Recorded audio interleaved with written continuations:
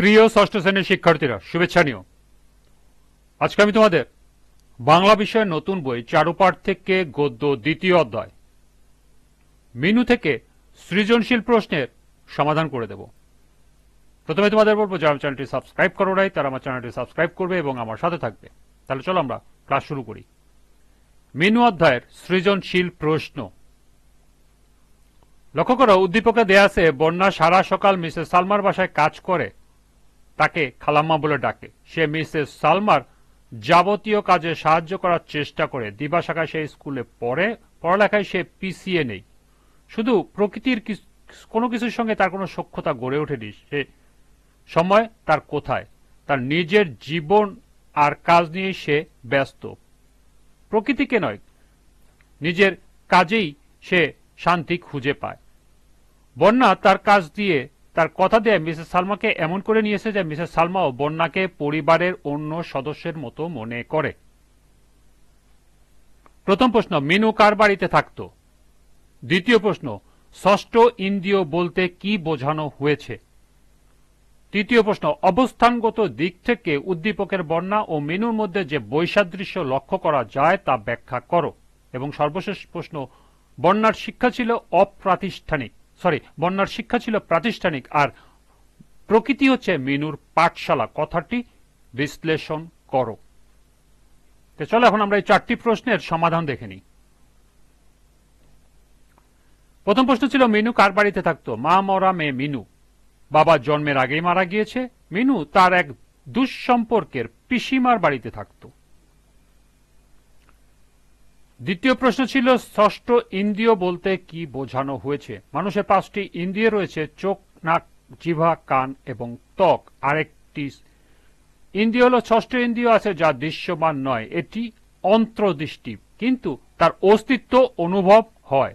বনফল রচিত মিনু গল্পের মিনু বোবা আর সামান্য কালা, অর্থাৎ বাক ও শ্রবণ প্রতিবন্ধী। ঠোঁট নাড়া আর মুখের ভাব দেখে সে সব বুঝতে পারে। এছাড়া তার আরেকটি ইন্দ্রিয় আছে, যার সাহায্যে সে এমন সব জিনিস বুঝতে পারে। ওই ইন্দ্রিয়ের নামই ষষ্ঠ ইন্দ্রিয়। মিনু গল্পের মিনু এই বিশেষ অনুভূতিপ্রবণ মনকেই ষষ্ঠ ইন্দ্রিয় বোঝানো হয়েছে।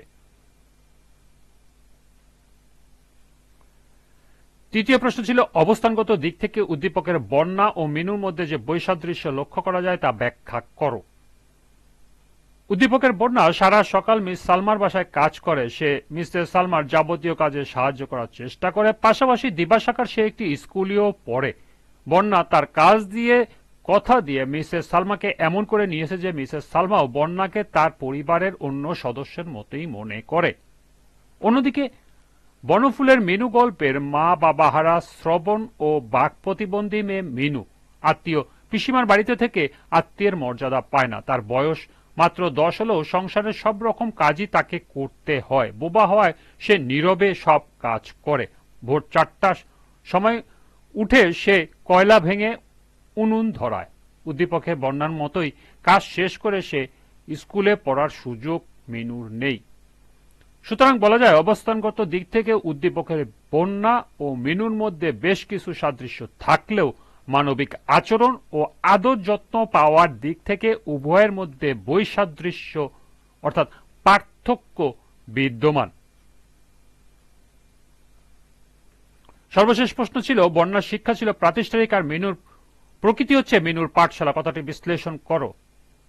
বন্যার শিক্ষা ছিল প্রাতিষ্ঠানিক আর প্রকৃতি হচ্ছে মিনুর পাঠশালা। উদ্দীপকে বন্যা সারা সকাল মিসেস সালমার বাসায় কাজ করে, পাশাপাশি দিবাশাখার একটি স্কুলে পড়ে। পড়ালেখায় সে পিছিয়ে নেই, অর্থাৎ বন্যার শিক্ষা ছিল প্রাতিষ্ঠানিক। অন্যদিকে বনফুলের মিনু গল্পের মা বাবা হারা, শ্রবণ ও বাক প্রতিবন্ধী মেয়ে আত্মীয় পিসিমার বাসায় থাকে। তার বয়স মাত্র 10 হলেও পিসিমার সংসারে কয়লা ভেঙে উনুন জ্বালানো থেকে শুরু করে সব ধরনের কাজই তাকে করতে হয়। যখন অবসরটুকু পায় তখন ছাদে চলে যায়। ছাদ থেকে একটা বড় কাঁঠাল গাছ দেখা যায়। কাঁঠাল গাছের মাথা দিয়ে সাগরে চেয়ে থাকে মিনু। এছাড়া সে ভোরের সূর্য, আকাশ, মেঘ, পাখি ইত্যাদি দেখে অবসর সময় কাটায়। অর্থাৎ প্রকৃতি হচ্ছে মিনুর পাঠশালা। এই ছিল সৃজনশীলের 4টি প্রশ্নের সমাধান। আজকের ক্লাসটি এ পর্যন্তই। সবাইকে আবারও বলছি, যারা আমার চ্যানেলটি সাবস্ক্রাইব করো নাই তারা আমার চ্যানেলটি সাবস্ক্রাইব করবে এবং আমার সাথে থাকবে। সবাইকে পরবর্তী ক্লাস দেখার আমন্ত্রণ জানিয়ে আজকের মতো এখানে বিদায় নিচ্ছি। আল্লাহ হাফেজ।